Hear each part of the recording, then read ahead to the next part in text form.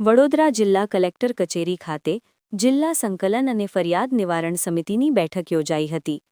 વડોદરા જિલ્લાના વિકાસ કાર્યોને વધુ ગતિ આપવા તેમજ નાગરિકોના પ્રશ્નોના સમયસર અને અસરકારક ઉકેલ માટે જિલ્લા કલેક્ટર અનિલ ધામલિયાની અધ્યક્ષતામાં કલેક્ટર કચેરી ખાતે જિલ્લા સંકલન અને ફરિયાદ નિવારણ સમિતિની બેઠક યોજાઈ હતી. આ બેઠકમાં પાદરાના ધારાસભ્ય ચૈતન્યસિંહ ઝાલા, વાઘોડિયાના ધારાસભ્ય ધર્મેન્દ્રસિંહ વાઘેલા, સાવલીના ધારાસભ્ય ચેતન ઇનામદાર તેમજ ડભોઈના ધારાસભ્ય શૈલેષભાઈ મહેતા ઉપસ્થિત રહ્યા હતા. બેઠક દરમિયાન ધારાસભ્યશ્રીઓએ પોતાના મતવિસ્તારના નાગરિકોના વિવિધ પ્રશ્નો અને વિકાસલક્ષી કામો અંગે રજૂઆત કરી હતી.